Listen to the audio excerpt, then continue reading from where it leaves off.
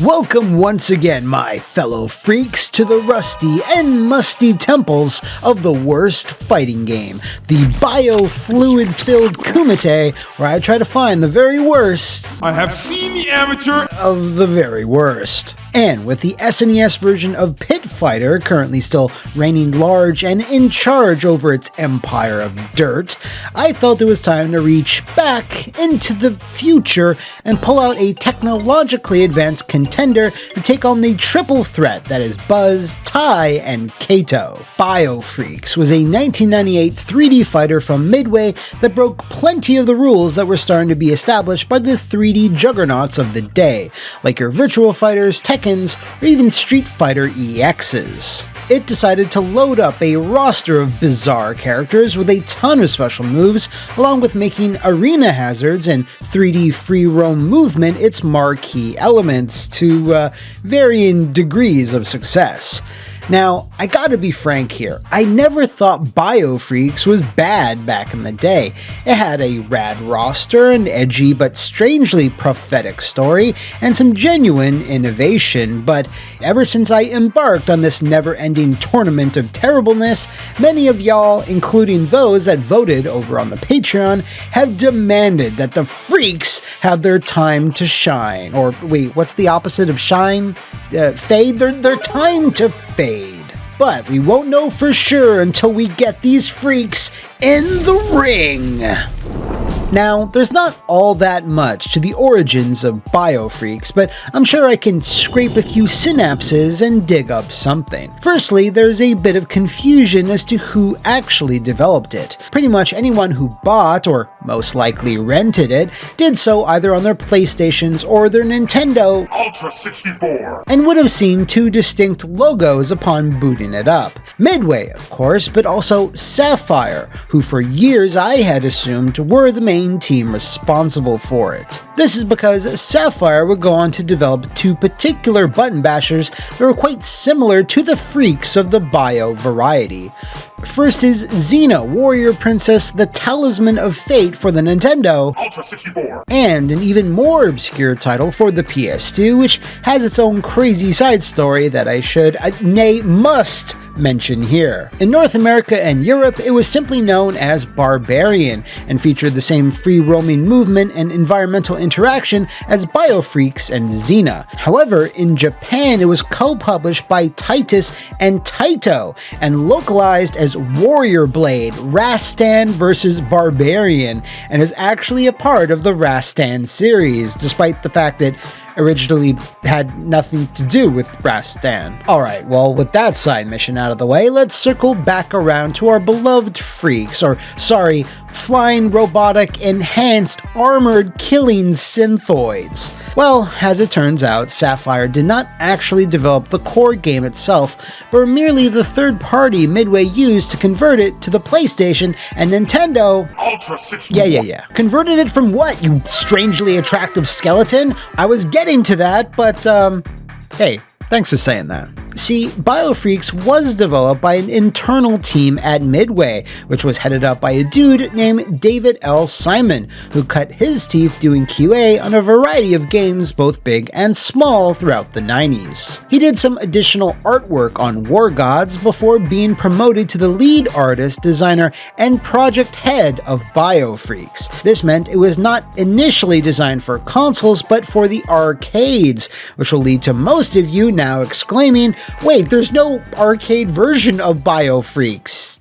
Is there? Well, the answer is no, technically. Probably due to the failure of War Gods and Midway realizing it was really hard to emulate the success of their own Mortal Kombat, the kibosh was put on F.R.E.A.K.'s arcade plans, but instead of just scrapping everything, it was decided to just make it a console exclusive. I would be remiss, of course, if I didn't shout out the very rare arcade prototype, which you can find and play in the Brookfield, Illinois institution Galloping Ghost Arcade. At the end of the day, though, the console version is the definitive one, as it has the most modes and content, but that wasn't quite enough to get it a pass from gaming critics and, well, mostly everybody else. a 4.5 out of 10 from EGM, and another 4.5 out of 10 from Game Informer as well, RIP. Sales-wise, I can't imagine Biofreaks did much better,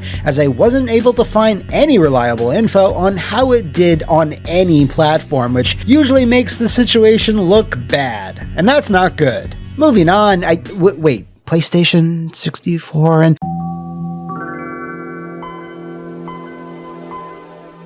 What the hell?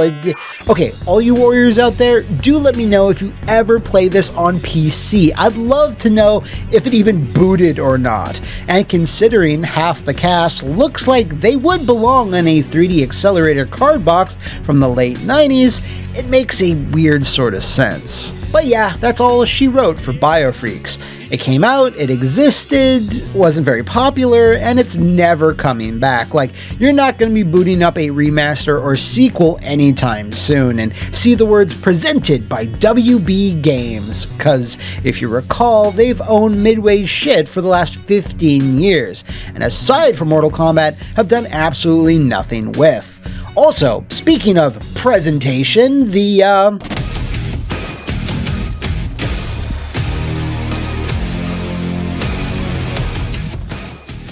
this is probably where Biofreaks excels the most, if I'm going to be honest.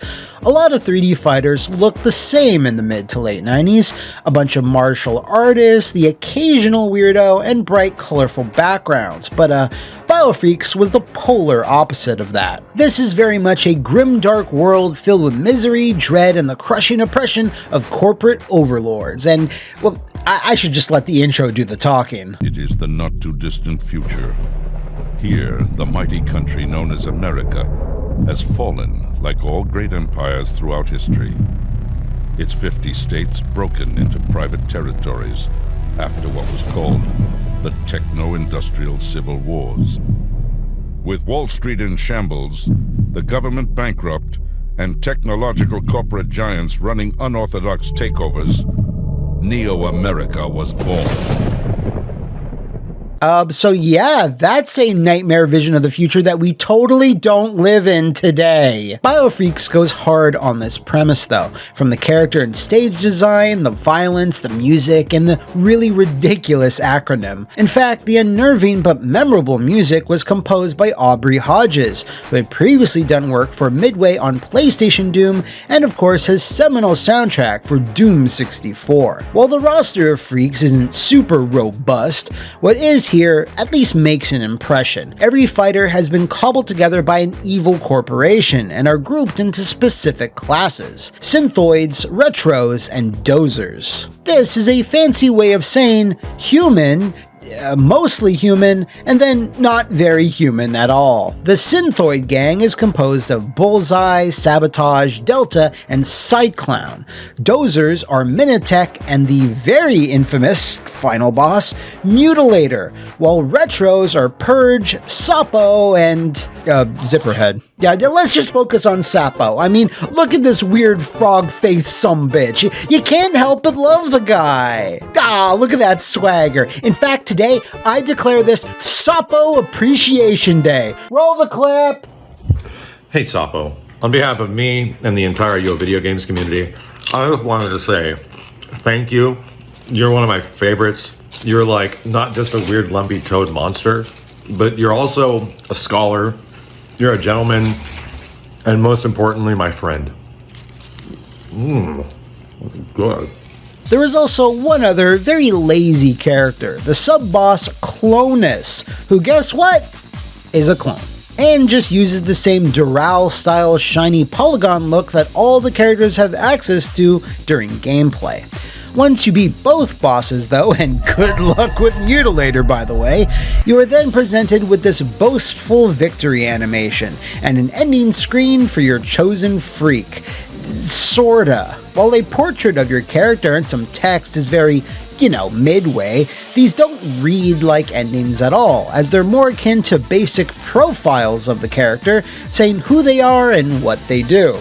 None of them, from what I could see, actually say anything about beating Mutilator or winning the Bio.F.R.E.A.K. contest. It's just, yeah, Bullseye, he's a dude, he's good at fighting and loves the military, hoorah! But I guess it's nice that there's something, but considering the decent world building the game has going on, these are kinda disappointing. Man, I would've loved some dank-ass FMV or CGI endings for the PlayStation version at least. But if you think that's disappointing, wait till we talk about the...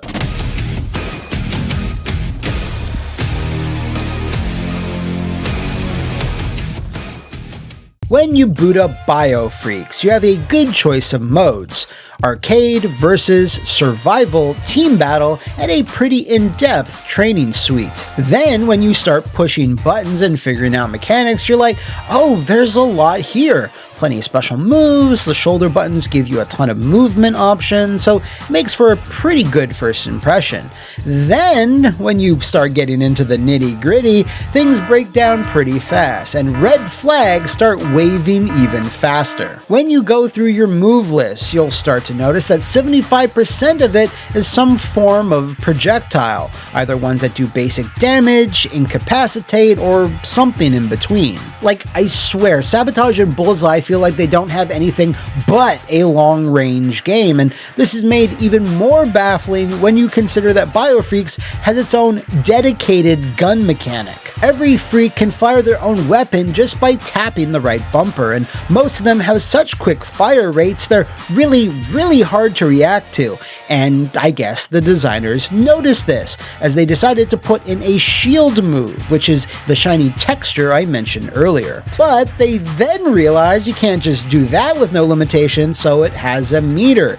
Once it's exhausted, you can no longer easily avoid direct fire. The problem then is that the few melee-based special moves, or your normal buttons, are rarely worth doing because your projectiles do so much damage and fire so fast, and your movement options are so good that really it's the only viable strategy. This means you can't treat Bio.F.R.E.A.K.S like a fighting game, but more of a versus action shooter. Like, it reminds me of playing Virtual On or Custom Robo, which, while not inherently a bad thing, still means Bio.F.R.E.A.K.S isn't nearly as good as either of those, or is balanced around these specific mechanics. The camera is a big factor as to why that is. It can often get stuck in certain places or swing wildly in others, which causes even more issues when coupled with the arena hazards, which 90% of stages contain. These range in their form and function, but the worst ones can really disrupt a fight and make the match just annoying to play,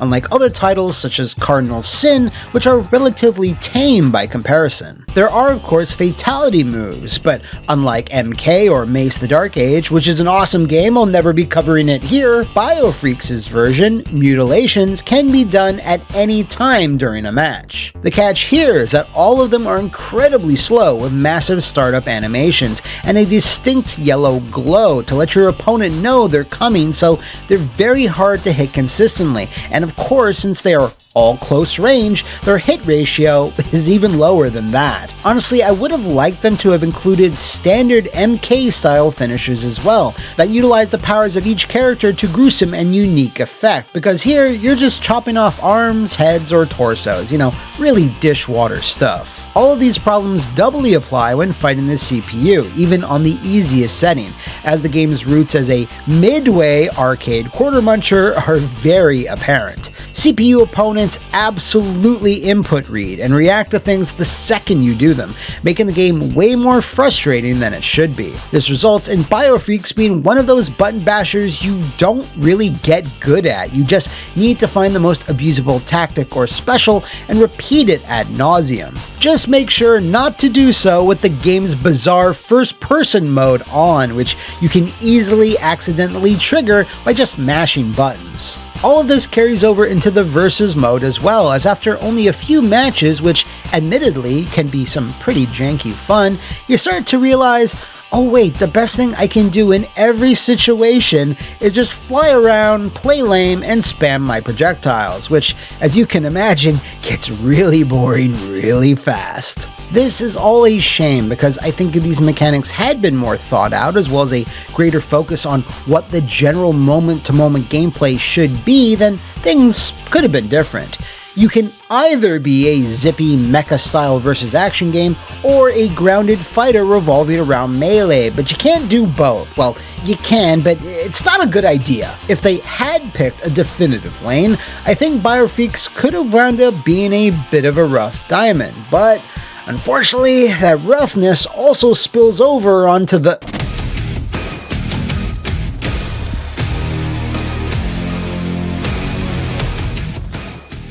Like I said already, most of the mechanics revolve around using your jetpack, shield, and heavy ordnance, which thankfully are all fairly responsive and move at a good clip. When it comes to the hand-to-hand stuff though, you can definitely feel a lot of reliance on early motion capture. This stuff is animated well, but everything moves pretty slowly as you wait for the full animations to play out, which is very apparent in the limited combos you can perform. There's no real experimentation or a system in place.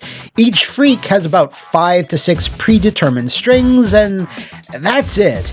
The game feel here isn't bad, it's just that since you spend so much time playing at a distance, you tend not to really notice the melee. Still though, aside from the jetpack taking a bit of time to get used to and some of the movement options being squirrely, F.R.E.A.K.S feels a decent chunk better than it looks. I know it doesn't seem like it, but yeah, just trust me on this.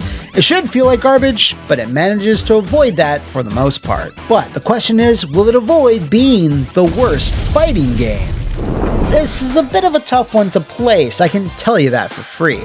As a kid, I remember liking F.R.E.A.K.S quite a bit, renting it several times, but then again, you could only take what you could get for fighting games on the Nintendo Stop. And while the story, music, characters, and Sapo are big highlights, the game falls apart when it comes to the mechanics, as it's the main element that lets the whole package down, but not nearly enough to dethrone the sweaty might of Pit Fighter SNES. I was considering putting this one in That'll Be Just Fine, but it's honestly less fun and mechanically sound than many of those. So, the biological, flying, robotic, armored, I'm not saying the rest of that, are indeed fairly stinky. So with that, we come to the end of another intense, bloody brawl for our hallowed crown of crap. But if you out there know of any other freakish failures that should enter our ring, let me know in the comments below or enter the fighting temples of my social media. So until then, fellow warriors,